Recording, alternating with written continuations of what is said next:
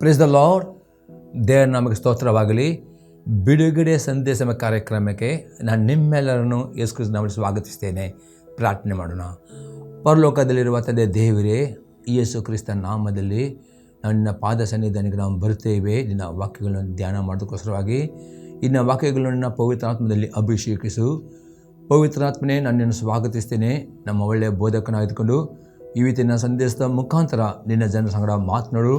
ಈ ವಾಕ್ಯ ಕೇಳುವ ಪ್ರತಿಯೊಂದು ಆತ್ಮಗಳಿಗೆ ಜೀವವನ್ನು, ಪ್ರೋತ್ಸಾಹವನ್ನು, ಭಕ್ತಿಯ ಅಭಿವೃದ್ಧಿಯನ್ನು ಮತ್ತು ಬಿಡುಗಡೆಯನ್ನುಂಟು ಮಾಡಿ ನಾನು ಬೇಡಿಕೊಳ್ಳುತ್ತೇನೆ ಯೇಸು ಕ್ರಿಸ್ತನ ನಾಮದಲ್ಲಿ, ಆಮೇನ್. ಇವತ್ತು ಧ್ಯಾನ ಮಾಡ್ತೇವೆ ರೋಮಾಪುರದವರಿಗೆ ಬರೆದ ಪತ್ರಿಕೆ 8ನೇ ಅಧ್ಯಾಯದಲ್ಲಿ 37ರಿಂದ 39ನೇ ವಾಕ್ಯ ತನಕ. ಆದರೆ ನಮ್ಮನ್ನು ಪ್ರೀತಿಸಿದಾತನ ಮೂಲಕವಾಗಿ ನಾವು ಎಲ್ಲ ವಿಷಯಗಳಲ್ಲಿ ಪೂರ್ಣ ಜಯಶಾಲಿಗಳಾಗುತ್ತೇವೆ.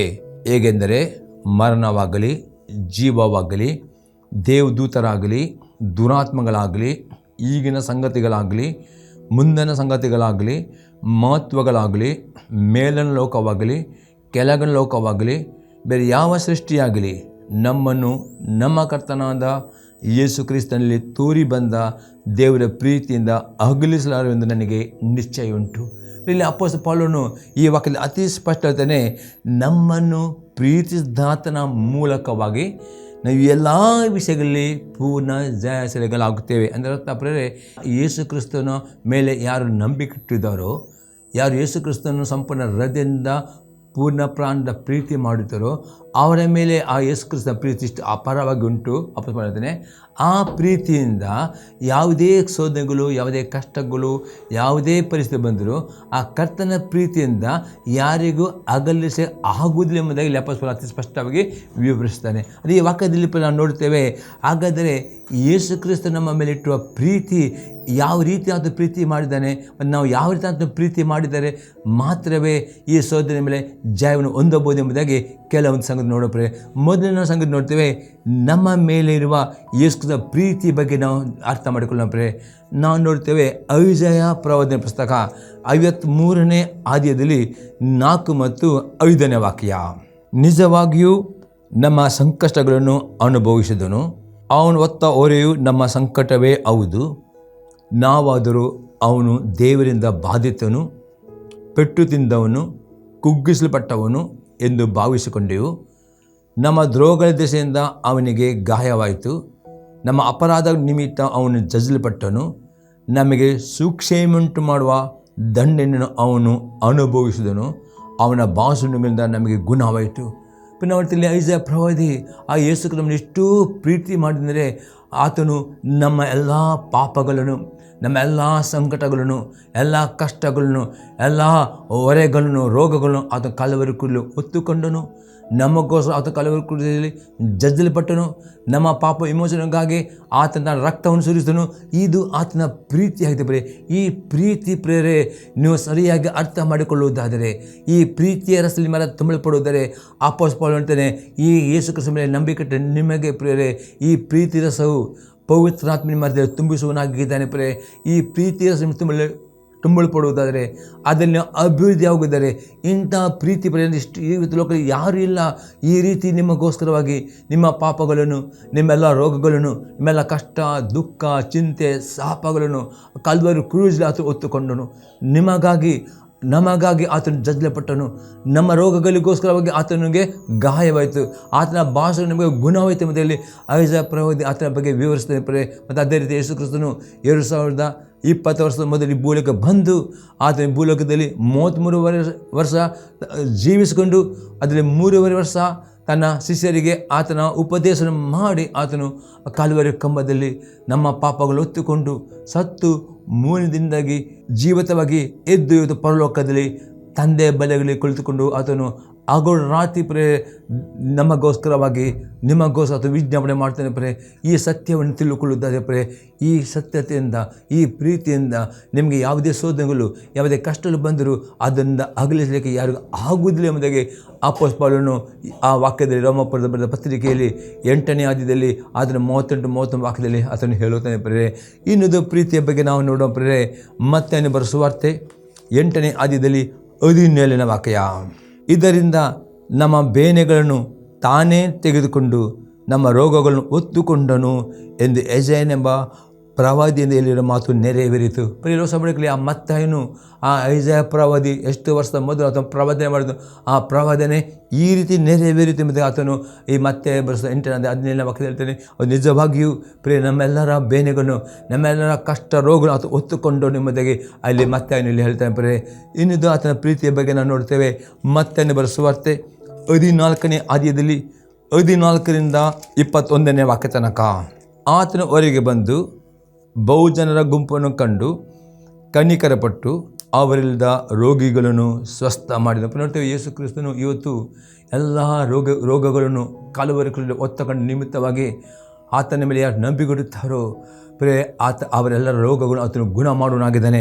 ಇಲ್ಲಿ ನೋಡ್ತೇವೆ, ಯೇಸು ಕ್ರಿಸ್ತನ ಪ್ರಿಯರೇ ಆ ರೋಗಿಗಳನ್ನು ನೋಡಿ ಅದು ಕನಿಕರಪಟ್ಟು ಅವರೆಲ್ಲ ರೋಗಿಗಳು ಗುಣ ಮಾಡಿದ ಮೇಲೆ ಮತ್ತೆ ಬರೆದ ಸುವಾರ್ತೆಯಲ್ಲಿ ಆತನು ಇಲ್ಲಿ ವಿವರಿಸ್ತಾನೆ. ಪ್ರಿಯರೇ 15ನೇ ವಾಕ್ಯದಲ್ಲಿ, ಸಂಜೆಯಾದಾಗ ಶಿಷ್ಯರು ಆತನ ಬಳಿಗೆ ಬಂದು, ಇದು ಅಡವಿ, ಈಗ ಹೊತ್ತು ಹೋಯಿತು, ಈ ಗುಂಪಿಗೆ ಅಪ್ಪಣೆ ಕೊಡು, ಅವರು ಅಲ್ಲಿ ಪಲ್ಲಿಗೆ ಹೋಗಿ ಆಹಾರ ಪದಾರ್ಥಗಳನ್ನು ಕೊಂಡುಕೊಳ್ಳಲಿ ಎಂದು ಹೇಳಲಾಗಿ, ಯೇಸು ಅವರು ಹೋಗುವುದು ಅಗತ್ಯವಿಲ್ಲ, ನೀವೇ ಅವರಿಗೆ ಊಟಕ್ಕೆ ಕೊಡಿರಿ ಅಂದನು. ಅದಕ್ಕೆ ಅವರು, ನಮಗೆ ಇಲ್ಲಿ 5 ರೊಟ್ಟಿ 2 ಮೀನು ಹೊರತು ಮತ್ತೇನು ಇಲ್ಲ ಅನ್ನಲಾಗಿ, ಆತನು ಅವುಗಳನ್ನು ಇಲ್ಲಿ ನನಗೆ ತಂದು ಕೊಡಿರಿ ಅಂದನು. ಮತ್ತು ಜನರಿಗೆ ಹುಲ್ಲಿನ ಮೇಲೆ ಕೂತುಕೊಳ್ಳುವುದಕ್ಕೆ ಹೇಳಿ ಆ 5 ರೊಟ್ಟಿ 2 ಮೀನುಗಳನ್ನು ತಕ್ಕೊಂಡು ಆಕಾಶದ ಕಡೆಗೆ ನೋಡಿ ದೇವರ ಸ್ತೋತ್ರ ಮಾಡಿ ರೊಟ್ಟಿಗಳನ್ನು ಮುರಿದು ಶಿಷ್ಯರ ಕೈಗೆ ಕೊಟ್ಟನು. ಶಿಷ್ಯರು ಜನರ ಗುಂಪಿಗೆ ಕೊಟ್ಟರು. ಅವರೆಲ್ಲರೂ ಊಟ ಮಾಡಿ ತೃಪ್ತರಾದರು. ಮಿಕ್ಕ ತುಂಡುಗಳನ್ನು ಕೂಡಿಸಲಾಗಿ 12 ಪುಟ್ಟಿ ತುಂಬಿತು. ಊಟ ಮಾಡಿದವರು ಹೆಂಗಸರು ಮಕ್ಕಳು ಅಲ್ಲದೆ ಗಂಡಸರೇ ಹೆಚ್ಚು ಕಡಿಮೆ 5,000 ಮಂದಿ. ಪ್ರಿಯ ನೋಡ್ತೀವಿ, ಇವತ್ತು ಯೇಸು ಕ್ರಿಸ್ತನು ಭೂಲೋಕದಲ್ಲಿರುವಾಗ ಆ ಜನರಿಗೆ ಊಟ ಕೊಡಲಿ ಏನು ಇಲ್ಲದ ಸಮಯದಲ್ಲಿ ಬರೀ 5 ರೊಟ್ಟಿ 2 ಮೀನುಗಳನ್ನು ಆತನು ತೆಗೆದುಕೊಂಡು ದೇವರ ಸ್ತೋತ್ರ ಮಾಡಿ ಅದ್ಭುತ ಆಯಿತು. ಪ್ರಿಯರೇ, 5,000 ಜನರು ಊಟ ಮಾಡಿ 12 ಪುಟ್ಟಿಗಳು ತುಂಬಲ್ಪಟ್ಟಿತು. ಅದೇ ಯೇಸು ಕ್ರಿಸ್ತನ ಪ್ರೇರಣೆ ನಂಬಿಕೊಡುವುದಾದರೆ ನಿಮ್ಮೆಲ್ಲ ಬಡತನದಲ್ಲಿ ನಿಮ್ಮೆಲ್ಲ ಕೊರತೆಗಳನ್ನು ಆತನು ನಿವಾರಿಸುವನಾಗಿದ್ದಾನೆ. ಅದು ಆತನ ಪ್ರೀತಿಯಾಗಿದೆ. ಅದೇ ನೀವು ಪರಿಪೂರ್ಣ ಯೇಸು ಕ್ರಿಸ್ತನ ಪರಿಪೂರ್ಣ ನಂಬುವರಾಗಬೇಕು. ಆತ ವಾಕ್ಯಗಳನ್ನು ಪ್ರೇರೆ ನಿಮ್ಮಲ್ಲಿ ಸ್ವೀಕಾರ ಮಾಡಬೇಕು. ಆತನ ಪ್ರತಿ ವಾಕ್ಯಕ್ಕೆ ವಿಧೇಯರಾಗುವುದರೆ ಈ ಪ್ರೀತಿ ಈ ಇಂಥ ಅದ್ಭುತ ನಿಮ್ಮ ಜೀವಿತದಲ್ಲಿ ಮಾಡುವನಾಗಿದೆ. ಪ್ರೇರೆ ಇವ ದೇವರಾತ್ಮ ತೋರಿಸ್ತಿದ್ದೇನೆ. ಅನೇಕರು ಪ್ರೇರೆ ತಮ್ಮ ಬಡತನಕ್ಕೋಸ್ಕರ ದೇವರ ಕೂಗುತ್ತಾರೆ. ಅನೇಕರು ಪ್ರೇರೆ ನಿಮ್ಮ ಬಡತನ ನಿಮ್ಮ ಕೊರತೆ ನಿಮ್ಮೆಷ್ಟು ಸಾಲದ ಬಂಧನದಲ್ಲಿದ್ದರೂ ನೀವು ಪರಿಪೂರ್ಣ ಯೇಸು ಕ್ರಿಸ್ತನ ಹೆಸರಿನಲ್ಲಿ ತಂದೆ ದೇವರ ಪ್ರಾರ್ಥನೆ ಮಾಡುವುದಾದರೆ, ಯೇಸು ಕ್ರಿಸ್ತನ ಹೆಸರಲ್ಲಿ ನಂಬಿಕೊಡುವುದಾದರೆ ಈ ಅದ್ಭುತ ಇವತ್ತು ದೇವರು ನಿಮ್ಮ ಕೊರತೆಗಳು ಇರಬಹುದು. ಆ ಕೊರತೆಗಳ ಮಧ್ಯದಲ್ಲಿ ಇಂಥ ಅದ್ಭುತಗಳನ್ನು ಆತನು ಮಾಡಲಿಕ್ಕೆ ಇವತ್ತು ಸಕ್ತನಾಗಿದ್ದಾನೆ. ಅದಕ್ಕೋಸ್ಕರ ಅಪ್ಪಸ್ಪೋಲಂತೆ ಈ ಯೇಸು ಕ್ರಿಸ್ತ ನಿಮ್ಮ ಪ್ರೀತಿ ನಿಮಿತ್ತವಾಗಿ ಯಾವುದೇ ಕಷ್ಟ ಯಾವುದೇ ಸಂಗತಿ ಬಂದರೂ ಆ ಕರ್ತನ ಪ್ರೀತಿನ ಅಗಲಿಸಲಿಕ್ಕೆ ಆಗುವುದಿಲ್ಲ ಅಂತ ಯೇಸು ಕ್ರಿಸ್ತು ನಿಮ್ಮ ಹೃದಯದಲ್ಲಿ ನೀವು ಯೇಸು ಕ್ರಿಸ್ತ ನಂಬುವುದಾದರೆ, ಆತ ನಿಮ್ಮ ಹೃದಯ ಅಂಗೀಕಾರ ಮಾಡುವುದಾದರೆ ಆತನ ಯುಗದ ಸಮಾಪ್ತಿಯವರೆಗೂ ನಿಮ್ಮ ಹೃದಯದಲ್ಲಿ ಆತನು ವಾಸ ಮಾಡುವಾಗಿದೆ. ಬರೀ ನಿಮ್ಮ ನಂಬಿಕೆ ಬೇಕು ಪ್ರಿಯರೇ. ಮತ್ತು ಆ ನಂಬಿಕೆಯಿಂದ ಆತನ ಆಜ್ಞೆಗಳನ್ನು ಕೈಕೊಂಡು ನಡೆಯುವುದರೆ ಈ ಪ್ರೀತಿಯು ಪ್ರತಿದಿನ ನಿಮ್ಮ ಜೀವಿತದಲ್ಲಿ ಇಂಥ ಅದ್ಭುತಗಳು ಇಂಥ ಆತನ ಕನಿಕರು ನೀವು ಅನುಭವ ಮಾಡಲಿಕ್ಕೆ ಸಕ್ತರಾಗ್ತೀರಿ. ಮತ್ತು ಪ್ರೀತಿಯಿಂದ ಯಾವ ಅಂಧಕಾರ ಶಕ್ತಿಗಳು ನಿಮ್ಮನ್ನು ಆಗಲಿಕ್ಕೆ ಆಗುವುದಿಲ್ಲ ಎಂಬುದಾಗಿ ಪೌಲನು ಆಗಿದ್ದಾನೆ. ಪ್ರಿಯರೇ, ಇನ್ನೊಂದು ಎಕ್ಸಾಂಪಲ್ ನೋಡ್ತೇವೆ. ಯೋನ ಬರೆದ ಸುವಾರ್ತೆ 15ನೇ ಅಧ್ಯಾಯದಲ್ಲಿ 9 ಮತ್ತು 10ನೇ ವಾಕ್ಯ. ತಂದೆ ನನ್ನನ್ನು ಪ್ರೀತಿಸಿದ ಹಾಗೆಯೇ ನಾನು ನಿಮ್ಮನ್ನು ಪ್ರೀತಿಸಿದ್ದೇನೆ, ನನ್ನ ಪ್ರೀತಿಯಲ್ಲಿ ನೆಲೆಗೊಂಡಿರಿ. ಪ್ರಿಯ ಯೇಸು ಕ್ರಿಸ್ತ ಹೇಳ್ತಾನೆ, ತಂದೆ ನನ್ನನ್ನು ಪ್ರೀತಿಸಿದ ಹಾಗೆ ನಾನು ನಿಮ್ಮನ್ನು ಪ್ರೀತಿಸಿದ್ದೇನೆ, ನನ್ನ ಪ್ರೀತಿಯಲ್ಲಿ ನೆಲೆಗೊಂಡಿರಿ. ಪ್ರಿಯ, ಹಾಗಾದರೆ ಇವತ್ತು ದೇವರು ಯೇಸು ಕ್ರಿಸ್ತ ತನ್ನ ತಂದೆಯ ಪ್ರೀತಿಯಲ್ಲಿ ಆತ ನೆಲೆಗೊಂಡನು. ಮತ್ತು ಆ ಪ್ರೀತಿಯಲ್ಲಿ ನಾವು ನೆಲೆಗೊಳ್ಳಬೇಕಾಗುತ್ತ ಹೇಳ್ತಾನೆ. ಅದು ಹೇಗೆ ಎಂದರೆ 10ನೇ ವಾಕ್ಯದಲ್ಲಿ, ನಾನು ನನ್ನ ತಂದೆಯ ಆಜ್ಞೆಗಳನ್ನು ಕೈಕೊಂಡು ನಡೆದು ಆತನ ಪ್ರೀತಿಯಲ್ಲಿ ನೆಲೆಗೊಂಡಿರುವ ಮೇರೆಗೆ ನೀವು ನನ್ನ ಆಜ್ಞೆಗಳನ್ನು ಕೈಕೊಂಡು ನಡೆದರೆ ನನ್ನ ಪ್ರೀತಿ ನೆಲೆಗೊಂಡಿರುವಿರಿ. ಪ್ರಿಯರೇ, ಒಂದು ಸೀಕ್ರೆಟ್ ಆಗಿದೆ, ಒಂದು ಕಂಡೀಷನ್ ಆಗಿದೆ. ಇವತ್ತು ಈ ಲೋಕದಲ್ಲಿ ಪ್ರಿಯರೇ ನೀವು ಯೇಸು ನಂಬಿಕೆ ಇಟ್ಟುಕೊಂಡು ನೀಲಿ ಮುಳುಗಿ ದೀಕ್ಷೆ ತೆಗೆದುಕೊಂಡು ಈ ಲೋಕದಲ್ಲಿ ಜೀವಿಸುವಾಗ ಅನೇಕ ರೀತಿಯ ಕಷ್ಟಗಳು ಸಂಕಟಗಳು, ಇಕ್ಕಟ್ಟುಗಳು, ಅನೇಕ ರೀತಿಯ ಪರೀಕ್ಷೆಗಳು ನಿಮ್ಮ ಜೀವಿತದಲ್ಲಿ ಬಂದಿರುವಾಗ, ಅನೇಕ ಸಲ ನೀವು ರೋಗದಲ್ಲಿ ಬಿದ್ದಿರುವಾಗ ಇಂಥ ಆ ಪ್ರೀತಿಯನ್ನು ಅನುಭವ ಮಾಡಬೇಕಾ, ಇಂಥ ದೇವರ ಅದ್ಭುತವನ್ನು ಅನುಭವ ಮಾಡಬೇಕಾ? ಇಲ್ಲಿ ಯೇಸು ಕ್ರಿಸ್ತನು ಹೇಳ್ತಾನೆ, ಆತ ಒಬ್ಬನೇ ದೇವರ ಒಬ್ಬನೇ ಮಗನಾಗಿದ್ದರೂ ಸಹ ಆದರೆ ಈ ಭೂಲೋಕದಲ್ಲಿರುವಾಗ ಯೇಸು ಕ್ರಿಸ್ತನು ಹೇಳ್ತಾನೆ, ನಾನು ನನ್ನ ತಂದೆ ಆಜ್ಞೆಗೆ ನಡೆದು ಹೇಗೆ ನನ್ನ ತಂದೆ ಪ್ರೀತಿಯಲ್ಲಿ ನಾನು ನೆಲೆಗೊಂಡನು, ಹಾಗೆಯೇ ನೀವು ನನ್ನ ಆಜ್ಞೆಗೆ ನಡೆದರೆ ನನ್ನ ಪ್ರೀತಿಯಲ್ಲಿ ನೆಲೆಗೊಳ್ಳುವಿರಿ. ಒಂದು ಕಂಡೀಷನ್ ಯೇಸು ಕ್ರಿಸ್ತನು ಸಹ ಈ ಭೂಲೋಕದಿಸುವಾಗ ತಂದೆ ಪ್ರೀತಿ ಅವನು ಹೊಂದಿಕೊಳ್ಳಿಕ್ಕೆ ಆತನು ತಂದೆಯ ಎಲ್ಲ ಆಜ್ಞೆಯನ್ನು ಕೈಕೊಂಡು ನಡೆದ ನಿಮಿತ್ತವಾಗಿ ಯೇಸು ಕ್ರಿಸ್ತನೇ ನಾನು ತಂದೆ ಪ್ರೀತಿಯನ್ನು ಅನುಭವ ಮಾಡಿದೆನು. ಹಾಗಾದರೆ ಇವತ್ತು ಪ್ರಿಯರೇ, ಇಂಥ ಪ್ರೀತಿ ಮಾಡುವ ದೇವರು, ಇಂಥ ಪ್ರೀತಿಸುವ ಯೇಸು ಕ್ರಿಸ್ತನು ಪ್ರತಿ ಸೆಕೆಂಡ್ ನಿಮ್ಮ ಹೃದಯದಲ್ಲಿ ಆತನು ವಾಸ ಮಾಡುವವನಾಗಿದ್ದಾನೆ, ನಿಮ್ಮ ಆತ್ಮ ಆತನು ಇದ್ದಾನೆ ಪ್ರಿಯರೇ. ಆದರೆ ಆತನ ಆ ಪ್ರೀತಿಯ ರಸವು, ಆ ಪ್ರೀತಿ ಅನುಭವ ಮಾಡಿ ಅಲ್ಲಿ ಒಂದೇ ಕಂಡೀಷನ್ ಯೇಸು ಕ್ರಿಸ್ತನೇ, ನಾನು ನನ್ನ ತಂದೆ ಆಜ್ಞೆಗಳನ್ನು ಕೈಕೊಂಡು ನಡೆದು ನನ್ನ ತಂದೆ ಪ್ರೀತಿ ನೆಲೆಗೊಂಡ ಮೇರೆಗೆ ನೀವು ನನ್ನ ಆಜ್ಞೆಗಳೆಂದರೆ ಯೇಸು ಕ್ರಿಸ್ತನು ಈ 4 ಸುವಾರ್ತೆ, ಮತ್ತಾಯನು ಬರೆದ ಸುವಾರ್ತೆ, ಮಾರ್ಕನು ಬರೆದ ಸುವಾರ್ತೆ, ಲೂಕನು ಬರೆದ, ಯೋಹನ ಬರೆದ ಸುವಾರ್ತೆ, 4 ಸುವಾರ್ತೆಯಲ್ಲಿ ಯೇಸು ಕ್ರಿಸ್ತನು ಎಲ್ಲ ಆಜ್ಞೆಗಳನ್ನು ಆತನು ಉಪದೇಶ ಮಾಡಿದ್ದಾನೆ ಪ್ರಿಯರೇ. ಈ 4 ಸುವಾರ್ತೆಗಳಲ್ಲಿ ಈ ಆಜ್ಞೆಗಳನ್ನೇ ಪತ್ರಿಕೆಗಳಲ್ಲಿ ಬರೆಯಲ್ಪಟ್ಟಿವೆ. ಹಾಗಾದರೆ ಹೊಸ ಒಡಂಬಡಿಕೆ ನೀವು ಪ್ರಿಯರೇ ಅತಿ ಹೆಚ್ಚಾಗಿ ಓದುವವರು, ಅತಿ ಹೆಚ್ಚಾಗಿ ಧ್ಯಾನ ಮಾಡುವವರು ಮತ್ತು ಹೊಸ ಒಡಂಬಡಿಕೆಯಲ್ಲಿ ಎಲ್ಲ ಕೊಡಲ್ಪಟ್ಟ ಎಲ್ಲ ಆಜ್ಞೆಗಳನ್ನು ಹೃದಯಪೂರ್ವಕ ಕೈಕೊಂಡು ನಡೆಯುವುದರೆ ನೀವು ಪ್ರತಿ ಕ್ಷಣ ಆ ಯೇಸು ಕ್ರಿಸ್ತನ ಪ್ರೀತಿಯನ್ನು ಅನುಭವ ಮಾಡುತ್ತೀರಿ ಪ್ರಿಯರೇ. ಮತ್ತು ಈ ಪ್ರೀತಿಯು ನಿಮ್ಮ ಹೃದಯದಲ್ಲಿ ತುಂಬಲ್ಪಡುವಾಗ ಯಾವುದೇ ರೀತಿಯ ಸೈತನ್ನು, ಅಥವಾ ಯಾವುದೇ ರೀತಿಯ ಕುಯುತಿಗಳು, ಅದು ಯಾವ ರೀತಿಯ ಆತನ ಕುತಂತ್ರಗಳು, ಯಾವುದೇ ರೀತಿಯ ಕಷ್ಟಗಳು ಏನು ಬಂದರೂ ಆ ಕರ್ತನ ಪ್ರೀತಿಯಿಂದ ನಿಮಗೆ ಆಗಲಿಕ್ಕೆ ಆಗುವುದಿಲ್ಲ. ಆಗದೆ ಆ ಕರ್ತನ ಪ್ರೀತಿ ಎಲ್ಲ ಪ್ರೀತಿಗಿಂತ ಶ್ರೇಷ್ಠವಾದ ಪ್ರೀತಿಯಾಗಿದೆ. ಈ ಪ್ರೀತಿಯಲ್ಲಿ ಯೇಸು ಕ್ರಿಸ್ತನು ಈ ಭೂಲೋಕದಲ್ಲಿ ಆತನ ಅನುಭವ ಮಾಡಿದನು. ಅದಕ್ಕೋಸ್ಕರ ಆ ತಂದೆ ಪ್ರೀತಿಯಿಂದ ಆತನಿಗೆ ಯಾರೂ ಅಗಲಿಸಲಿಕ್ಕೆ ಆಗಲಿಲ್ಲ. ಕಡೆ ತನಕ ಯೇಸು ಕ್ರಿಸ್ತನ ತಂದೆ ಒಟ್ಟಿಗೆ ಇದ್ದನು. ಹಾಗೆ ನಾವು ಸಹ ಪ್ರಿಯರಿತು ಯೇಸು ಕ್ರಿಸ್ತನಿಗೆ ಒಂದಾಗಬೇಕು ಪ್ರಿಯರೇ. ಆಗ ಯೇಸು ಕ್ರಿಸ್ತನು ಪ್ರತಿ ಕ್ಷಣ ನಮ್ಮ ಸಂಗಡ, ನಿಮ್ಮ ಸಂಗಡ ಆತನು ವಾಸಿಸಿಕೊಂಡು ಎಲ್ಲ ಸೋದ ಮೇಲೆ ಈ ಲೋಕದ ಏನೇ ಕಷ್ಟಗಳು ಏನು ಬಂದರೂ ಅದರಲ್ಲಿ ನಿಮಗೆ ಜಯವನ್ನು ಕೊಡುವವನು ಆಗಿದ್ದಾನೆ ಪ್ರಿಯರೇ. ಇನ್ನೊಂದು ಎಕ್ಸಾಂಪಲ್ ನಾವು ನೋಡ್ತೇವೆ. 2ನೇ ಕೊರಿಂಥದವರಿಗೆ ಬರೆದ ಪತ್ರಿಕೆ 8ನೇ ಅಧ್ಯಾಯದಲ್ಲಿ 9ನೇ ವಾಕ್ಯ. ನಮ್ಮ ಕರ್ತನಾದ ಯೇಸು ಕ್ರಿಸ್ತನ ಕೃಪೆಯು ನಿಮಗೆ ಗೊತ್ತಾಗಿದೆಯಲ್ಲ, ಆತನು ಐಶ್ವರ್ಯವಂತನಾಗಿದ್ದು ತಾನು ಬಡತನದಲ್ಲಿ ಸೇರುವುದರಿಂದ ನೀವು ಐಶ್ವರ್ಯವಂತರಾಗಬೇಕೆಂದು ನಿಮಗೋಸ್ಕರ ಬಡವನಾದನು. ಇನ್ನು ಯೇಸು ಕ್ರಿಸ್ತ ಪ್ರೀತಿ ನಾವು ನೋಡ್ತೇವೆ ಪ್ರಿಯರೇ. ಯೇಸು ಕ್ರಿಸ್ತನು ಭೂಲೋಕದಲ್ಲಿ ಆತನು ತುಂಬ ಐಶ್ವರ್ಯವಂತನಾಗಿದ್ದನು. ಆತನು ಯಾವ ಕೊರತೆ ಇಲ್ಲ. ಆದರೆ ಇಲ್ಲಿ ಅಪೊಸ್ತಲ ಪೌಲ ಹೇಳ್ತಾನೆ, ಯೇಸು ಕ್ರಿಸ್ತನು ಯಾರ್ಯಾರು ಆತನ ನಂಬಿಕೆ ಇಡುತ್ತಾರೋ ನಾವೆಲ್ಲರೂ ಆರ್ಥಿಕ ವಿಷಯದಲ್ಲಿ ಐಶ್ವರ್ಯವುಳ್ಳವರಾಗಬೇಕು. ದೇವರ ಚಿತ್ತವಲ್ಲ. ಯೇಸು ನಂಬಿಕೆ ಇಟ್ಟು ದೇವರ ಮಕ್ಕಳು ಬಡತನದಲ್ಲಿ ಜೀವಿಸುವುದು, ಕೊರತೆಯಲ್ಲಿ ಇರುವುದು, ಸಾಲದಲ್ಲಿರುವುದು ಎಂದಿಗೂ ದೇವರ ಚಿತ್ತವಲ್ಲ. ದೇವರ ಚಿತ್ತವಾಗಿದೆ ಯೇಸು ಯಾರ್ಯಾರು ನಂಬಿಕೆ ಇಟ್ಟಿದ್ದಾರೋ ಅವರು ಆರ್ಥಿಕ ಕ್ಷೇತ್ರದಲ್ಲಿ ಐಶ್ವರ್ಯವುಳ್ಳವರು ಆಗಬೇಕು. ಅವರಿತರಿಗೆ ಕೊಡುವವರಾಗಬೇಕು ವಿನ ಸಾಲಗಾರರು ಆಗಬಾರದು. ಹಾಗಾದರೆ ಈ ಆರ್ಥಿಕ ಐಶ್ವರ್ಯ ಬೇಕಿದ್ದರೆ ಇಲ್ಲಿ ಯೇಸು ಕ್ರಿಸ್ತ ಹೇಳ್ತಾನೆ, ಆತನು ನಿಮ್ಮನ್ನು ನಮ್ಮನ್ನು ಐಶ್ವರ್ಯವಂತರಾಗಿ ಮಾಡೋದಕ್ಕೋಸ್ಕರವಾಗಿ ಕಲವರಿ ಬೆಳೆದು ನಮಗೋಸ್ಕರ ಬಡವನಾದ. ಇದು ಅರ್ಥ ಪ್ರೇರಿತದೆ. ಇವತ್ತು ನಿಮ್ಮ ಆರ್ಥಿಕ ಬಡತನ, ನಿಮ್ಮ ಆರ್ಥಿಕ ಕೊರತೆ, ಅದು ನಿಮ್ಮ ಸಾಲದ ಬಂಧನ ಬಿಡಬೇಕಾದ್ರೆ ಈ ಒಂದು ಆರ್ಥಿಕ ಸಮಯ ಹೊಂದಿಕೊಳ್ಳಬೇಕಾ? ಅಪೊಸ್ತಲ ಪೌಲ ಹೇಳ್ತಾನೆ 2ನೇ ಕೊರಿಂಥದವರಿಗೆ ಬರೆದ ಪತ್ರಿಕೆ 9ನೇ ಅಧ್ಯಾಯದಲ್ಲಿ 6ರಿಂದ 10ನೇ ವಾಕ್ಯದಲ್ಲಿ ಈ ಒಂದು ಆಜ್ಞೆ ಆತನು ಹೇಳ್ತಾನೆ. ಈ ಒಂದು ಆಜ್ಞೆಯನ್ನು ವಿಧೇಯರಾಗುವುದಾದರೆ 100% ಯೇಸು ಕ್ರಿಸ್ತನಲ್ಲಿರುವ ಆರ್ಥಿಕ ಐಶ್ವರ್ಯವು ನಿಮ್ಮದಾಗ್ತದೆ. ನಾವು ಅದನ್ನು ಓದುವ ಪ್ರೇರೆ 2ನೇ ಕೊರಿಂಥದವರಿಗೆ ಬರೆದ ಪತ್ರಿಕೆ 9ನೇ ಅಧ್ಯಾಯದಲ್ಲಿ 6ರಿಂದ 10ನೇ ವಾಕ್ಯ ತನಕ. ಆದರೆ ಸ್ವಲ್ಪವಾಗಿ ಬಿತ್ತುವವನು ಪೈರನ್ನು ಸ್ವಲ್ಪ ಕೊಯ್ಯುವನು, ಹೆಚ್ಚಾಗಿ ಬಿತ್ತುವವನು ಹೆಚ್ಚಾಗಿ ಕೊಯ್ಯುವನೆಂದು ತಿಳ್ಕೊಳ್ಳಿರಿ. ಪ್ರತಿಯೊಬ್ಬನು ತನ್ನ ತನ್ನ ಹೃದಯದಲ್ಲಿ ನಿರ್ಣಯಿಸಿಕೊಂಡ ಪ್ರಕಾರ ಕೊಡಲಿ. ದುಃಖದಿಂದಾಗಲಿ ಬಲಾತ್ಕಾರದಿಂದಾಗಲಿ ಯಾರು ಕೊಡಬಾರದು, ಯಾಕೆಂದರೆ ಸಂತೋಷವೇ ಕೊಡುವನ ಮೇಲೆ ದೇವರಿಗೆ ಪ್ರೀತಿಯುಂಟು. ಇಲ್ಲಿ ಅಪೊಸ್ತಲ ಪೌಲನು ಈ ಒಂದು ಆಜ್ಞೆ ಇಲ್ಲಿ ಕೊಟ್ಟಿದ್ದಾನೆ ಆ ಕೊರಿಂಥದವರಿಗೆ. ಈ ಆಜ್ಞೆ ಅವತ್ತಿನಲ್ಲಿ ಬರೆಯಬೇಕಾದರೆ ನಾವು ಹಳೆ ಒಡಂಬಡಿಕೆಯಲ್ಲಿ ಮಲಾಕಿ ಪುಸ್ತಕದಲ್ಲಿ 3ನೇ ಅಧ್ಯಾಯದಲ್ಲಿ 10ರಿಂದ 12ನೇ ವಾಕ್ಯದಲ್ಲಿ ಅತಿ ಸ್ಪಷ್ಟವಾಗಿರಲ್ಪಟ್ಟಿದೆ.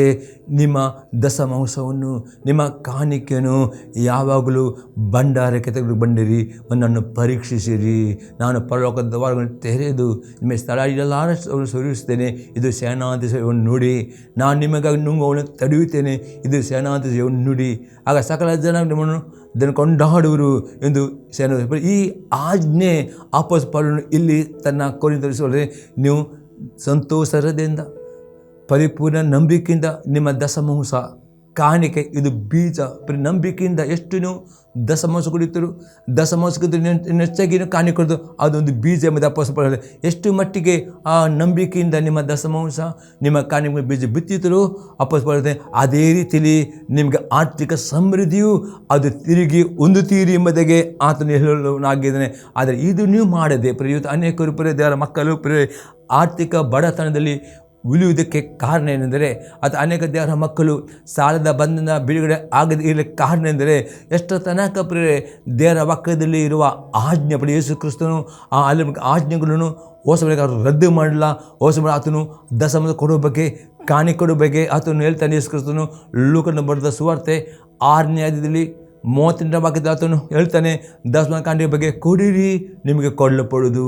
ಜಡ್ದು ಅಲ್ಲಾಡಿಸಿ ಹೊರ ಚೆಲ್ಲು ಹಾಗೆ ಮನುಷ್ಯರು ನಿಮ್ಮ ಸೆರೆಗೆ ಹಾಕುವರು. ನೀವು ಅಳತೆಯಿಂದಲೇ ನಿಮಗೆ ಅಳೆಯುವರು. ಯೇಸು ಕ್ರಿಸ್ತನು ಆ ದಶಮಾಂಶ ಕಾಣಿಕೆ ಬಗ್ಗೆ ಆತನು ಕೊಡಬಾರ್ದು, ಕೊಡಲಿಕ್ಕೆ ಅದು ಉತ್ತೇಜನ ಮಾಡ್ತಾರೆ. ನೀವು ಎಷ್ಟು ಮಟ್ಟಿಗೆ ಕೊಡಿತೀರಿ ಹಾಗಾದರೆ ಈ ದಶಮಾಂಶ ಕಾಣಿಕೆ ಆಲಮಡಕಲ್ಲಿ ಅತಿ ಸ್ಪಷ್ಟವಾಗಿ ದಶಮ ಭಾಗದ 10ನೇ ಭಾಗ ಕಾಣಿಕೆ ಅಂದರೆ ಅದಕ್ಕೆ ಇನ್ನು ಎಷ್ಟು ಭಾಗ ನೀವು ಸ್ಯಾಕ್ರಿಫೈಸ್ ಮಾಡಿ ಕೊಡುವುದು.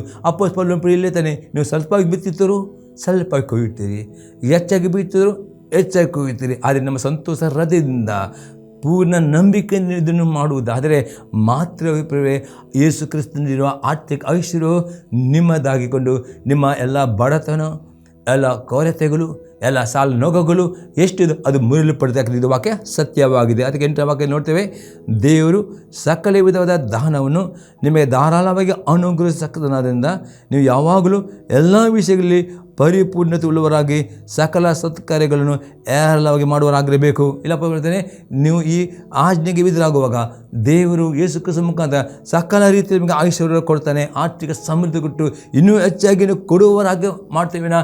ನಿಮಗೆ ಕಡಿಮೆ ಇರುವುದಿಲ್ಲ. ನೀವು ಸಾಲಗಾರರಾಗುವುದಿಲ್ಲ, ನೀವು ಸಾಲವನ್ನು ಕೊಡುವರಾಗ್ತೀರಿ. ನೀವು ಬಡವರಲ್ಲ, ನೀವು ಧನಿಕರಾಗ್ತೀರಿ. ಈ ರೀತಿ ಆರ್ಥಿಕ ಐಶ್ವರ್ಯ ನೀವು ಪಡೆದುಕೊಳ್ಳುತ್ತೀರಿ ಎಂದು ಅಪೊಸ್ತಲನು ಹೇಳ್ತಾನೆ. ಅದೇ 9ನೇ ವಾಕ್ಯದಲ್ಲಿ ಬರೆಯಲ್ಪಟ್ಟಿದೆ, ಉಪಕಾರಿಯ ವಿಷಯದಲ್ಲಿ ಅವನು ಬಡವರಿಗೆ ಧಾರಾಳವಾಗಿ ಕೊಟ್ಟನು, ಅವನ ನೀತಿಯ ಫಲವು ಸದಾಕಾಲ ಇರುವುದು ಎಂದು ಶಾಸ್ತ್ರದಲ್ಲಿ ಬರೆದಿದ್ದಲ್ಲ. ದಶಮಾಂಶ ಕೊಟ್ಟು ಇನ್ನಷ್ಟೇ ಕಾಣಿಕೆ, ಅದೇ ದಾನ ಧರ್ಮ ಬಗ್ಗೆ ಬಿಗ್ ಟಿವಿಗೆ ನೀವು ಉದಾರವಾಗಿ ಕೊಡುವ ದಾನ ಧರ್ಮ ಆಗ್ಬೋದು, ನಿಮ್ಮ ಕಾಣಿಕೆ ಆಗುವುದು. ಏನೆಲ್ಲ ನೀವು ದೇವರ ಸೇವೆಗೆ, TV ಸುವಾರ್ತೆಗೆ ಏನೆಲ್ಲ ನೀವು ದಶಮಾಂಶ ಕಾಣಿಕೆ ಪರೋಪಕಾರ ಅದೆಲ್ಲ ಪರಲೋಕದಲ್ಲಿ ಅದು ಪುಸ್ತಕದಲ್ಲಿ ಬರೆಯಲ್ಪಡುತ್ತದೆ ಎಂಬುದಾಗಿ ಇಲ್ಲಿ ನಾವು ನೋಡಿದಾಗ ನೀವು ಕೊಟ್ಟ ದಶಮಾಂಶ, ಕೊಟ್ಟ ಕಾಣಿಕೆ, ಕೊಟ್ಟ ದಾನ ಧರ್ಮ ಏನೆಲ್ಲ ನೀವು ದೇವರಿಗಾಗಿ, ದೇವರ ಸೇವೆಗಾಗಿ, ಮಾಧ್ಯಮಕ್ಕೋಸ್ಕರ ಏನೆಲ್ಲ ನೀವು ಕೊಡುತ್ತೀರಿ ಎಲ್ಲ ಪರಲೋಕದಲ್ಲಿ ಅದು ಬರೆಯಲ್ಪಟ್ಟಿದೆ ಎಂಬುದಾಗಿ ಅಪೊಸ್ತಲನು ಹೇಳ್ತಾನೆ. ಮತ್ತು ಅದಕ್ಕೆ ಪ್ರತಿಫಲವಾಗಿ 10ನೇ ವಾಕ್ಯದಲ್ಲಿ ಹೀಗೆ ಉಂಟು, ಬಿತ್ತುವವನಿಗೆ ಬೀಜವನ್ನು, ಉಣ್ಣುವವನಿಗೆ ಆಹಾರವನ್ನು ಕೊಡುವಾತನು ನಿಮಗೂ ಬಿತ್ತುವುದಕ್ಕೆ ಬೀಜವನ್ನು ಕೊಟ್ಟು ಹೆಚ್ಚಿಸಿ ನಿಮ್ಮ ಧರ್ಮ ಕಾರ್ಯಗಳನ್ನು ಫಲಗಳನ್ನು ವೃದ್ಧಿಪಡಿಸುವನು. ಇದರ್ಥ ಅಂದರೆ ನೀವೆಷ್ಟು ಮಟ್ಟಿಗೆ ದೇವರಿಗೆ ಕೊಟ್ಟು ದಶಮಾಂಶವಾಗಲಿ, ಕಾಣಿಕೆ ಆಗಲಿ, ಪರೋಪಕಾರವಾಗಲಿ, ದಾನ ಧರ್ಮವಾಗಲಿ ಏನು ಕೊಡುತ್ತೀರೋ, ನಂಬಿಕೆಯಿಂದ ಸಂತೋಷದಿಂದ ಕೊಡುತ್ತೀರೋ ಅಷ್ಟು ಮಟ್ಟಿಗೆ ಆರ್ಥಿಕ ಐಶ್ವರ್ಯ ದೇವರು ನೀವು ಕೊಡುವಂತಾನೆ. ಎಲ್ಲ ರೀತಿಯಲ್ಲಿ ಆರ್ಥಿಕ ಐಶ್ವರ್ಯವಂತರಾಗ್ತೀರಿ. ನಿಮ್ಮ ಬಡತನ, ಕೊರತೆ, ಸಾಲ ಎಷ್ಟಿದೆ ಅದು ಎಲ್ಲ ಬಿಡುಗಡೆ ನಿಮ್ಗೆ ಆಗ್ತಾಯಿದೆ. ಈ ರೀತಿ ಆ ದೇವರ ಪ್ರೀತಿ, ಕ್ರಿಸ್ತ ಪ್ರೀತಿಯನ್ನು ಅನುಭವಿಸುವವರು ಆಗಬೇಕು ಎಂಬುದಾಗಿ ಅಪೊಸ್ತಲನು. ಮತ್ತು ಇದು ಅನುಭವಿಸಿದರೆ ಎಲ್ಲ ಸಮಯದಲ್ಲೂ ಪೂರ್ಣ ಜಯಶಾಲಿಯಾಗಿ ಜೀವನ ಮಾಡಲಿಕ್ಕೆ ಶಕ್ತರಾಗ್ತೀರಿ. ಸೈತಾನನು ಯಾವ ರೀತಿ ನಿಮ್ಮ ನಂಬಿಕೆ ಪರೀಕ್ಷಿಸಿದರೂ ಕರ್ತನ ಪ್ರೀತಿಯಿಂದ ಯಾವುದೂ ನಿಮ್ಮನ್ನು ಅಗಲಿಸಕ್ಕೆ ಆಗುವುದಿಲ್ಲ ಎಂಬುದಾಗಿ ಅಪೊಸ್ತಲನು ಅಲ್ಲಿ ರೋಮಾಪುರದ ಪತ್ರಿಕೆ 8ನೇ ಅಧ್ಯಾಯದಲ್ಲಿ 32ರಿಂದ 33 ವಾಕ್ಯವನ್ನು ಹೇಳುವನಾಗಿದ್ದಾನೆ. ಇನ್ನೊಂದು ಎಕ್ಸಾಂಪಲ್ ನೋಡ್ತೇವೆ, ಗಲಾತ್ಯದವರಿಗೆ ಬರೆದ ಪತ್ರಿಕೆ 1ನೇ ಅಧ್ಯಾಯದಲ್ಲಿ 4ನೇ ವಾಕ್ಯ, ಈತನು ನಮ್ಮನ್ನು ಕೆಟ್ಟದ್ದಾಗಿರುವ ಈಗಿನ ದುಷ್ಟ ಯುಗದೊಳಗಿಂದ ಬಿಡಿಸಬೇಕೆಂದು ನಮ್ಮ ತಂದೆಯಾದ ದೇವರ ಚಿತ್ತಕ್ಕೆ ಅನುಸಾರವಾಗಿ ನಮ್ಮ ಪಾಪಗಳ ದಿಸೆಯಿಂದ ತನ್ನನ್ನು ಮರಣಕ್ಕೆ ಒಪ್ಪಿಸಿದನು. ಅಪೋಸ್ತಲನು ಹೇಳ್ತಾನೆ, ದೇವರು ಇದು ತನ್ನ ಒಬ್ಬನೇ ಮಗನನ್ನು ಕೊಟ್ಟನು ಯೇಸು ಕ್ರಿಸ್ತ. ಯಾಕಂದರೆ ಈ ಯೇಸು ಕ್ರಿಸ್ತನು ಪ್ರಿಯರೇ ಮೇಲೆ ಯಾರು ನಂಬಿಕೆ ಇಡುತ್ತಾರೋ, ಯಾರು ನೀರು ದೀಕ್ಷೆ ಅಂತುಕೊಳ್ಳುತ್ತಾರೋ ಅವರನ್ನು ಈ ಲೋಕದಲ್ಲಿರುವ ಕೆಟ್ಟ ಈ ಲೋಕ ಕೆಟ್ಟ ಯುಗವಾಗಿದೆ, ಕೆಟ್ಟ ಲೋಕವಾಗಿದೆ. ಈ ಕೆಟ್ಟ ಲೋಕದಿಂದ ಪ್ರಿಯರೇ ಎಲ್ಲ ಸೈತನ ಕೈಯಿಂದ, ಸೈತನ ತಂದ ಎಲ್ಲ ಶಾಪದಿಂದ, ಕಷ್ಟದಿಂದ, ರೋಗದಿಂದ, ಎಲ್ಲದಿಂದ ಯೇಸು ಕ್ರಿಸ್ತ ನಂಬಿಕೆ ಇಡುವವರನ್ನು ಆತನ ಪರಿಪೂರ್ಣವಾಗಿ ನಿಮಗೆ ಬಿಡುಗಡೆ ಕೊಡುವನಾಗಿದ್ದಾನೆ. ಇದು ಬಿಡುಗಡೆ ಯಾವುದೂ ಸಿಗುವುದಿಲ್ಲ. ಬಿಡುಗಡೆ ಪ್ರಿಯರೇ ಯೇಸು ಕ್ರಿಸ್ತ ನಂಬಿಕೆ ಇಟ್ಟುಕೊಂಡು ನಿಮ್ಮ ಎಲ್ಲ ಪಾಪಗಳನ್ನು ಒಪ್ಪಿಕೊಂಡು ಅರಿಕೆ ಮಾಡಿದರೆ ಎಲ್ಲ ಪಾಪಗಳಿಂದ ನಿಮಗೆ ಬಿಡುಗಡೆ ಸಿಗುತ್ತೆ. ಪಾಪದೆಲ್ಲ ಶಾಪದಿಂದ, ರೋಗದ ಎಲ್ಲದರಿಂದ ಬಿಡುಗಡೆ ಕೊಡಲಿಕ್ಕೆ ಯೇಸು ಕ್ರಿಸ್ತ ನಿಮಗೋಸ್ಕರ ಕಲ್ವರಿ ಪ್ರಾಣ ಕೊಟ್ಟಿದ್ದಾನೆ, ರಕ್ತ ಕೊಟ್ಟಿದ್ದಾನೆ. ಸತ್ತು 3ನೇ ದಿನದಲ್ಲಿ ಜೀವಂತವಾಗಿ ಪರಲೋಕದಲ್ಲಿ ತಂದೆಯ ಬಲೆಯಲ್ಲಿ ಕುಳಿತುಕೊಂಡು 24 ಗಂಟೆ ನಿಮಗೋಸ್ಕರ ವಿಜ್ಞಾಪನೆ ಮಾಡುತ್ತಾನೆ. ಇದು ನಂಬಿಕೆ ನಿಮಗಿರುವುದಾದರೆ ಈ ನಂಬಿಕೆಯಿಂದ ಆತನನ್ನು ನಂಬಿಕೊಂಡು ದೀಕ್ಷಾ ಸ್ನಾನ ತೆಗೆದುಕೊಂಡು ದೇವರ ವಾಕ್ಯ ವಿಧವಾಗಿದೆ ಪರಿಪೂರ್ಣವಾದ ಬಿಡುಗಡೆಯನ್ನು ಹೊಂದುತ್ತೀರಿ ಎಂಬುದಾಗಿ ಅಪೊಸ್ತಲನು ಹೇಳ್ತಾನೆ. ಅದೇ ರೀತಿ ಎಫೆಸ ದೇವರ ಪತ್ರಿಕೆ 5ನೇ ಅಧ್ಯಾಯದಲ್ಲಿ 27ನೇ ವಾಕ್ಯ, ಅದನ್ನು ಕಲಂಕ, ಸುಕ್ಕು ಮುಂತಾದೊಂದಿಲ್ಲದ ಕನ್ನಿಕೆಯೋ ಎಂಬಂತೆ ಪರಿಶುದ್ಧವು, ನಿರ್ದೋಷವು, ಮೈಮುಲ್ಲದು ಆಗಿರುವ ಸಭೆಯನ್ನಾಗಿ ತನ್ನೆದುರಿನಲ್ಲಿ ನಿಲ್ಲಿಸಿಕೊಳ್ಳಬೇಕೆಂದು ವಾಕ್ಯೋಪದೇಶ ಸಹಿತವಾದ ಜಲಸ್ನಾನ ಮಾಡಿಸಿ ಶುದ್ಧ ಮಾಡಿದನು. ಹೇಳ್ತಾನೆ, ಇವತ್ತು ದೇವರು ನಿಮ್ಮನ್ನು ಎಷ್ಟು ಪ್ರೀತಿ ಮಾಡ್ತಾನೆ. ಯೇಸು ಕ್ರಿಸ್ತ ನಿಮ್ಮನ್ನು ಪ್ರೀತಿಸಿದೆಂದರೆ ನೀವೆಲ್ಲರೂ ಪ್ರೇರೆ ನಾವು ನೋಡ್ತಾ ಇದ್ದೇವೆ. ವಾಕ್ಯ ಅತಿ ಸ್ಪಷ್ಟ ಬಿಡಿಬಿಡಿದೆ. ಯೇಸು ಕ್ರಿಸ್ತನ ಬರೋಣ, ರಹಸ್ಯ ಬರೋಣ ಎಂದರೆ ರ್ಯಾಪ್ಚರ್ ತುಂಬ ಹತ್ತಿರವಾಗಿ ಉಂಟು. ಈ ರ್ಯಾಪ್ಚರ್ ಅದು ಇಮಿಡಿಯೇಟ್ 7 ವರ್ಷದ ಟ್ರಿಬ್ಯುಲೇಷನ್ ಪೀರಿಯಡ್ ಪ್ರಾರಂಭವಾಗ್ತಂಬೆ ಪ್ರಕಟಣೆ ಗ್ರಂಥದಲ್ಲಿ ನಾವು ಬರೆಯಲ್ಪಟ್ಟಿದೆ. ಈ 7 ವರ್ಷದ ಸಂಕಟಗಳು ಅಥವಾ ಟ್ರಿಬ್ಯುಲೇಷನ್ ಪೀರಿಯಡ್ ಮುಗಿದ ಇಮಿಡಿಯೇಟ್ ಯೇಸು ಕ್ರಿಸ್ತನ 2ನೇ ಬರೋಣ ಇಲ್ಲಿ ಉಂಟು ಪ್ರೇರೆ. 2ನೇ ಬರೋಣದಲ್ಲಿ ಪರಲೋಕದ ಪ್ರತಿಯೊಬ್ಬ ವಿಶ್ವಾಸಿಗಳು ಒಟ್ಟಿಗೆ ಯೇಸು ಕ್ರಿಸ್ತ ಬರ್ತಾನೆ. ಅದೇ ಮೊದಲನೇ ಬರೋಣ ಎಂದರೆ ಆ ರಹಸ್ಯ ಬರೋಣದಲ್ಲಿ ನೀವು ಪಾಲುಗಾರರಾಗಬೇಕಾದ ಪ್ರೇರೆ ಯೇಸು ಕ್ರಿಸ್ತನ ಪ್ರೇರೆ ನಿಮ್ಮನ್ನು ಇಷ್ಟು ಪ್ರೀತಿ ಮಾಡಿ ನೀವು ಕೇಳುವಂಥ ಈ ವಾಕ್ಯಗಳು ಪ್ರೇರೆ ನೀವು ಹೃದಯಪೂರ್ವಕ ಈ ವಾಕ್ಯ ಕೇಳಿ ಅದು ಮರೆತು ಬಿಡದೆ ಈ ವಾಕ್ಯಕ್ಕೆ ನೀವು ವಿಧೇಯರಾಗಿದ್ದರೆ ಅಪೊಸ್ತಲನು ದೇವರ ವಾಕ್ಯದಲ್ಲಿ ಪವಿತ್ರಾತ್ಮನ ಅಭಿಷೇಕವು ಉಂಟು ಪ್ರೇರೆ. ಪವಿತ್ರ ಅಭಿಷೇಕ ಆ ವಾಕ್ಯದಲ್ಲಿ ಅಡಕವಾಗಿದೆ.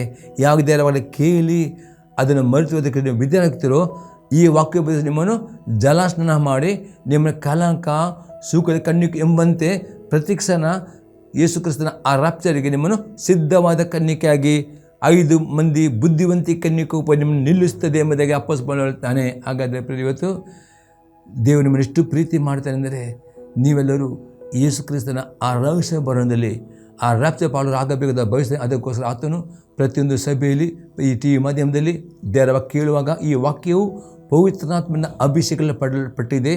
ಈ ವಾಕ್ಯವನ್ನು ಎಷ್ಟು ಕೇಳುತ್ತೀರೋ, ಎಷ್ಟು ವಾಕ್ಯಕ್ಕೆ ಧ್ಯಾನ ಮಾಡುತ್ತಾರೋ, ಈ ವಾಕ್ಯವಿದೆ ಈ ವಾಕ್ಯದ ಅಡಕವಾಗಿರುವ ಪವಿತ್ರಾತ್ಮನ ಅಭಿಷೇಕ ಪ್ರಿಯರೇ ಈ ವಾಕ್ಯಕ್ಕೆ ನೀವು ವಿಧೇಯರಾಗುವಾಗ ನಿಮ್ಮ ಕಲಂಕ, ಸುಕ್ಕು ಎಲ್ಲವನ್ನು ತೆಗೆದು ನಿಮ್ಮ ಪರಿಪೂರ್ಣವಾದ ಶುದ್ಧ ಕನ್ನಿಕೆಯಾಗಿ ನಿಮ್ಮನ್ನು ನಿಲ್ಲಿಸ್ತದೆ ಎಂಬುದೇ ಅಪೊಸ್ತಲನು ಹೇಳ್ತಾನೆ. ಇದು ಯೇಸು ಕ್ರಿಸ್ತನ ಪ್ರೀತಿಯಾಗಿದೆ ಪ್ರಿಯರೇ. ಇನ್ನೊಂದು ಎಕ್ಸಾಂಪಲ್ ನೋಡ್ತೇವೆ ಪ್ರಿಯರೇ. ಇಬ್ರಿಯರಿಗೆ ಬರೆದ ಪತ್ರಿಕೆ 12ನೇ ಅಧ್ಯಾಯದಲ್ಲಿ 5ರಿಂದ 7ನೇ ವಾಕ್ಯ, ಮಕ್ಕಳಿಗೆ ಹೇಳುವಂತೆ ನಿಮಗೆ ಹೇಳಿದ ಎಚ್ಚರಿಕೆಯ ಮಾತನ್ನು ಮರೆತು ಬಿಟ್ಟಿದ್ದರು. ಏನೆಂದರೆ, ಮಗನೇ, ಕರ್ತನ ಶಿಕ್ಷೆಯನ್ನು ತಾತ್ಸಾರ ಮಾಡಬೇಡ, ಆತನನ್ನು ಗದರಿಸುವಾಗ ಬೇಸರಗೊಳ್ಳಬೇಡ. ಕರ್ತನ ತಾನು ಪ್ರೀತಿಸುವವನನ್ನೇ ಶಿಕ್ಷಿಸುತ್ತಾನೆ, ತಾನು ಸೇರಿಸಿಕೊಳ್ಳುವ ಪ್ರತಿಯೊಬ್ಬ ಮಗನನ್ನು ಹೊಡೆಯುತ್ತಾನೆ ಎಂಬುದು. ನೀವು ಶಿಕ್ಷಿತರಾಗುವುದಕ್ಕಾಗೇ ನಿಮಗೆ ಶಿಕ್ಷೆಯಾಗುತ್ತೆಂದು ತಿಳಿದು ಅದನ್ನು ಸಹಿಸಿಕೊಳ್ಳಿರಿ. ದೇವರು ನಿಮ್ಮನ್ನು ಮಕ್ಕಳೆಂದು ನಡೆಸುತ್ತಾನೆ. ಅಷ್ಟೇ ಅಪೊಸ್ತಲನು ಯೇಸು ಕ್ರಿಸ್ತನ ಎಷ್ಟು ಪ್ರೀತಿ ಮಾಡ್ತಾನೆ ಅಂದರೆ ನೀವು ಆತನ ನಂಬಿಕೆ ಇಟ್ಟು ನೀಳಿ ಮುಳುಗಿಸ್ತಂತ ಅಂದ್ಕೊಂಡು ಆತನ ಎಲ್ಲ ಆಜ್ಞೆಗಳಿಗೆ ನೀವು ವಿಧೇಯರಾಗಬೇಕಾದ ಆತನ ಭವಿಷ್ಯತಾನೆ. ಒಂದು ವೇಳೆ ನೀವು ಯೇಸು ಕ್ರಿಸ್ತನ ಆಜ್ಞೆಗಳ ಅವಿಧೇಯರಾಗುವುದೇ ಆತನ ಪೂರ್ಣ ಪ್ರೀತಿಯಿಂದ ಆತ ನಿಮ್ಮನ್ನು ಶಿಕ್ಷಿಸ್ತಾನೆ. ಆ ಶಿಕ್ಷೆ ಬರುವಾಗ ನೀವು ಬೇಸರಗೊಳ್ಳಬಾರದು, ಅದನ್ನು ಸಹಿಸಿಕೊಳ್ಳಬೇಕು. ಅದು ನಿಮ್ಮ ಮಕ್ಕಳನ್ನು ನುಡಿಸ್ತಾನೆ. ಮತ್ತು ಆ ಶಿಕ್ಷೆಯ ಉದ್ದೇಶ ಏನೆಂದರೆ ಅಲ್ಲಿ 10ನೇ ವಾಕ್ಯ, ಇಬ್ರಿಯರಿಗೆ ಬರೆದ ಪತ್ರಿಕೆ 12ನೇ ಅಧ್ಯಾಯದಲ್ಲಿ 10ನೇ ವಾಕ್ಯ ಅಲ್ಲಿ ಹೇಳ್ತದೆ, ಆ ತಂದೆಗಳು ಕೆಲವು ದಿವಸಗಳ ಪ್ರಯೋಜನವನ್ನು ಲಕ್ಷ್ಯಕ್ಕೆ ತೆಗೆದುಕೊಂಡು ತಮ್ಮ ಮನಸ್ಸಿಗೆ ತೋರಿದಂತೆ ನಮ್ಮನ್ನು ಶಿಕ್ಷಿಸಿದನು. ಆತನಾದರೂ ನಾವು ತನ್ನ ಪರಿಶುದ್ಧತೆಯಲ್ಲಿ ಪಾಲುರಾಗಬೇಕೆಂಬುದು ನಮ್ಮ ಹಿತಕ್ಕಾಗಿಯೇ ಶಿಕ್ಷಿಸುತ್ತಾನೆ. ಅಪೊಸ್ತಲನು ಹೇಳ್ತಾನೆ, ಈ ಲೋಕದಲ್ಲಿರುವ ಸಾರಿಗೆ ತಂದೆಗಳು ಪ್ರತಿ ಮಕ್ಕಳು ತಪ್ಪು ಮಾಡುವಾಗ ಅವರು ತಮ್ಮ ಹಿತಗೋಸ್ಕರ ಅದೇ ಪರಲೋಕ ತಂದೆಯ ಪ್ರಿಯರೇ, ಆತನು ಯೇಸು ಕ್ರಿಸ್ತನ ಮುಖಾಂತರ ನಿಮ್ಮನ್ನು ಕ್ರಯತ್ಕೊಂಡಿದ್ದಾನೆ. ಯೇಸು ರಕ್ತದಲ್ಲಿ ಆತನ ಕ್ರಯತ್ಕೊಂಡಿದ್ದಾನೆ. ನೀವು ಯೇಸು ನಂಬಿಕೆ ಇಟ್ಟಿದ್ದೀರಿ, ನೀರು ನಿಂಬಳಿದಿ ಅಂದುಕೊಂಡಿದ್ದೀರಿ, ಆತನ ಮಕ್ಕಳಾಗಿದ್ದೀರಿ. ಅದು ವಾಪಸ್ ಪಡೆಯುತ್ತಾನೆ. ಪರಲೋಕ ತಂದೆಯ ಪ್ರಿಯರೇ, ಯೇಸು ನಂಬಿಕೆ ಇಟ್ಟುಕೊಂಡು ನೀರು ಮುಳುಗಿ ಅಂದ್ಕೊಂಡು ಆತನ ವಾಕ್ಯಕ್ಕೆ ಅವಿಧೇಯರಾಗಿದ್ದಾರೆ. ಆತ ಪೂರ್ಣ ಪ್ರೀತಿಯಿಂದ ನಿಮ್ಮನ್ನು ಶಿಕ್ಷಿಸ್ತಾನೆ. ಯಾಕಂದರೆ ನೀವು ಪರಿಪೂರ್ಣ ವಿಧೇಯರಾಗಬೇಕು, ಪರಿಶುದ್ಧರಾಗಿಕೊಂಡು ಆ ಯೇಸು ಕ್ರಿಸ್ತನ ರೂಪದ ಪಾಲುರಾಗಬೇಕು ಮತ್ತು ಇದು ದೇವರ ಪ್ರೀತಿ, ಇದು ಯೇಸು ಕ್ರಿಸ್ತನ ಪ್ರೀತಿಯಾಗಿದೆ.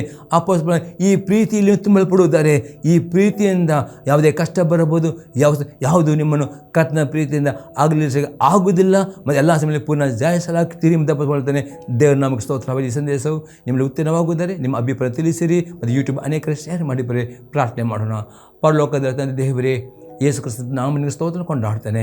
ಈ ಎಲ್ಲ ಪ್ರತಿಯೊಬ್ಬರ ಆತ್ಮದಲ್ಲಿ ಆ ನಂಬಿಕೆಯನ್ನು ಕೊಡುತ್ತೇವ, ಆ ವಿಧೇಯತೆಯನ್ನು ಕೊಟ್ಟು ಪ್ರತಿಯೊಬ್ಬನ ಪ್ರೀತಿ ರಸದಲ್ಲಿ ತುಂಬಲ್ಪಟ್ಟುಕೊಂಡು ಅವರಿಗೆ ಬಂದ ಎಲ್ಲ ಶೋಧನೆಯಲ್ಲಿ, ಎಲ್ಲ ಕಷ್ಟದಲ್ಲಿ ಎಲ್ಲರಿಗೂ ಜಯ ಬರ್ತಿ ಉಂಟು ಒಂದೇ ಎಲ್ಲರಿನ ಕೃಪೆ, ಎಲ್ಲರಿಗೆ ನಾನು ನನ್ನ ನಂಬಿಕೆಯನ್ನು ರಿಲೀಸ್ ಮಾಡ್ತೇನೆ ಯೇಸು ಕ್ರಿಸ್ತನ ನಾಮದಲ್ಲಿ.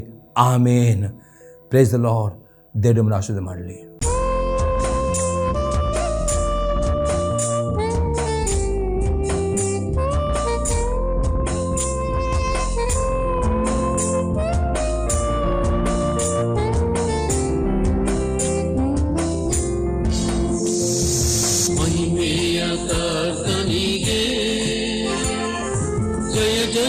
ಜಯವೆನ್ನಿರಿ,